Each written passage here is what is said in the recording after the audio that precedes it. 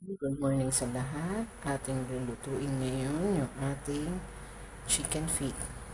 Gamit yung luya, bawang, laurel, saka yung special Chinese ah, sauce na to. Yung may ano to, fermented bean curd. Ay, tama, bean curd. Yung tofu, fermented bean tofu to. Yan, oh.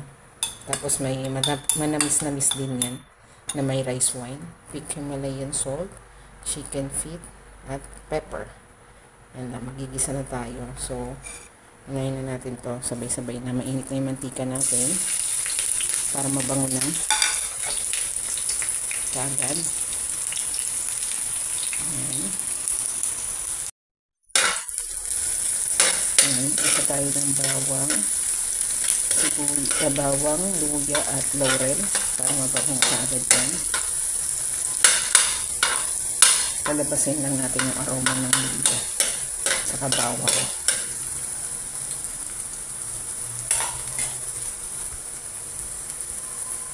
Tapos ihulog natin dyan yung ating mga chicken feet. Ayan, dinilip ko na yung ating luya at bawang. Hulog na natin yung ating mga chicken feet. Ayan lang natin mag-brown ng konti yan. Saka natin lalagay yung special bean curd sauce or taupe sa ano ba ito? Tofu, fermented tofu na sauce. Ayan, maglagay na rin tayo ng konting pink salt. Konti lang. Ayan, konti lang. At saka pepper. Pepper natin, sino lang. Ayan, konti lang din. Pwede na yung ating chicken feet. Ilagay na natin tong sauce. Ayan. Hayaan natin mag-simmer. Dinuro ko na rin yung ano dyan eh. Yung tofu. Fermented tofu. Hayaan lang natin magsip-sip muna ng maigi yan sa ating chicken feet. Ayan. Ganyan yung itsura niya.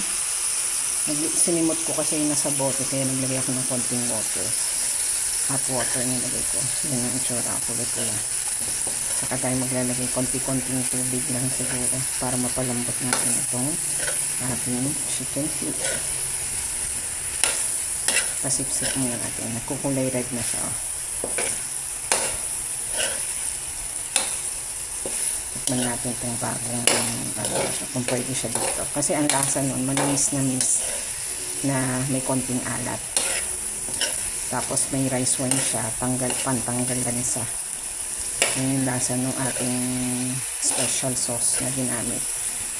Yung parang fermented tofu na sauce yun.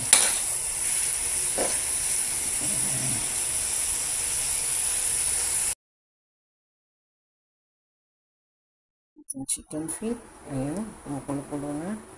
O, parang pink ang kulay, ayun yung oil. Ayan, hayaan lang natin kumulo ng kumulo yan. Titingnan ko kung maglalagay ba ako ng soy sauce or hayaan ko na lang mamaya. Kung na-reduce na yung sauce niyan, kung magiging mapula pa rin siya. Ayan. Okay, after 30 minutes na pagpapakulo, ayan, kung malambot na, malambot naman na, pero kailangan pa natin ipa-reduce yung sauce na to para lumabas talaga yung mga collagen.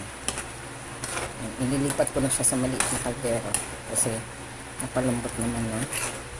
Medyo maputla ang kulay niya pero yung lasa okay naman.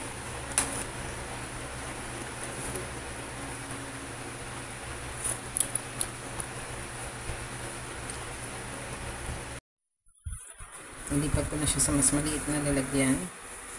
Yung sauce niya okay naman na yung lasa. Pero palalambutin ko na lang to. For dinner naman namin ito ni mother. So, pwede ko nang patayin. Mamaya na lang ulit palambutin. Magkakain na.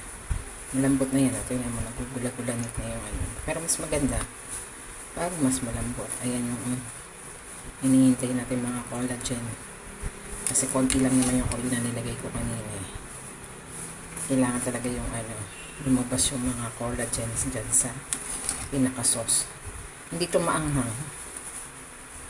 ang lasa niya, nag-aagaw yung mas lamang yung matamis kaysa sa alat. Pero okay na yun. Kasi mas gusto naman ni mother matamis kaysa sa maalat eh. Oh. Papalambutin na lang yan mamaya bago kami kumain for dinner. Yan, okay na yung sauce niya. Kikibot-kibot lang yan. Yan. Okay na rin yung lasa. Ito na yung aking chicken feet in tofu, fermented tofu sauce.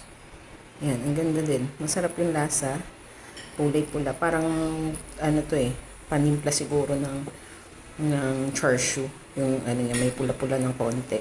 Pero dito, yung tsura niya parang brown. Pero sa rice, mamula-mula siya. Yan. Lambot na rin.